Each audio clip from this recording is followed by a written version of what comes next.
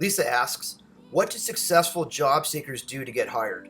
For me, it's just doing the little things, getting the little things right, making sure that there's no grammatical mistakes or misspellings on your resume, but just make sure that your resume is tight.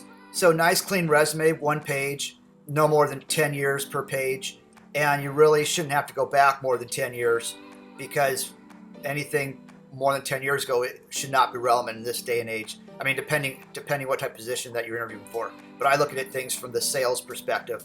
And so technology is always changing. So 10 years ago, it's just not going to be relevant. Bullet points, you don't need an objective. If you're submitting for a specific position, just make sure that your resume fits the description.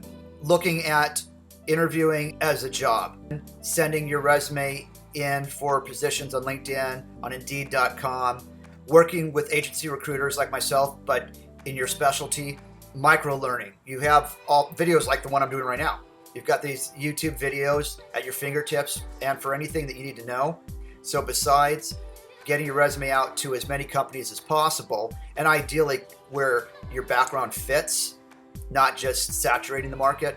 And then of course, when you interview, a lot of interviews now are done through video, like Zoom, is that you want to be dressed professionally from at least the waist up, wearing, if it's, depending on what the interview is, button-down shirt for men with a tie and a suit jacket on for business type positions.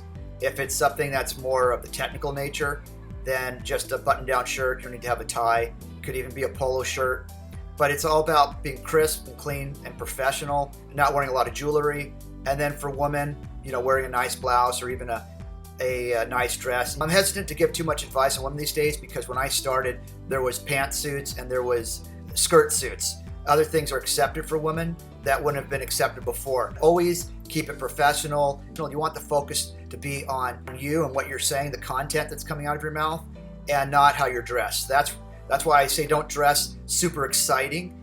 I mean, obviously, if you're applying for a graphics art position or something in which they're looking for personality in what you're wearing, then you can mix it up. But if you're talking about a business interview, customer service, sales, you want to wear a suit, dark colors, a white or blue button down with a colored tie. A tie is the thing that can give the most personality. But again, you don't want it to be so crazy, maybe golf balls on it or something like that. And that's a conversation starter. But you want to think about everything that you put on. And if it's an in-person interview, this is something I always talk about. Don't wear perfume. Don't smoke a cigarette. Don't drink coffee anywhere near the interview. You want to make sure that there's no scent. When you come in, again, the focus is on you, not on how you smell. Because I know for myself, this would happen all the time. Be in these closed offices where I'd be doing an interview with somebody and I couldn't breathe because of their perfume or their cologne, and it would distract me. The person would subconsciously lose points from me because I was so distracted by the scent. Let's go through it again. You want to start off by having a tight one-page resume, bullet point, maybe one line, one sentence of what the company does or what you do at the position. But the most of it should be focused on what you accomplished, your awards, your achievements, how you stood out, what you bring to the table. Why would they be interested in you over another candidate? Dress professionally, whether it's in person or on video call, and get yourself out to a lot of different job sites and find an agency recruiter that you really gel with, that you feel that has your best interests in mind. Listen to whatever your recruiter tells you, especially because the agency recruiter, they're the expert on the company they're sending you to. So it might be them, it might be an account manager in their company, but whatever they tell you to do, do it.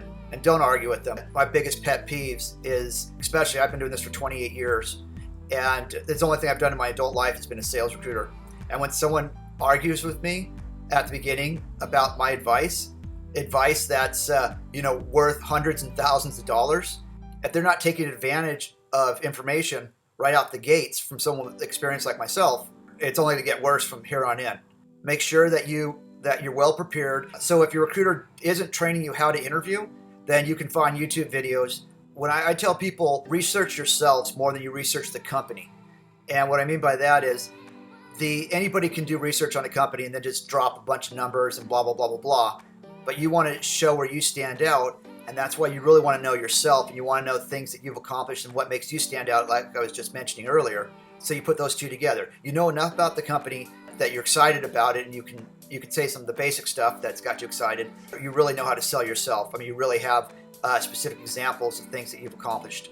And I have a video on that as well. If you can't find it, feel free to contact me, send me an email, either way at andrew@askasalesrecruiter.com, or you can leave me a message here on Quora or at my YouTube channel, which I guess you're watching right now. So any of those work, and I love to get feedback to see if I answered your question and just see how things work for you using my advice. I hope that helps. Thanks.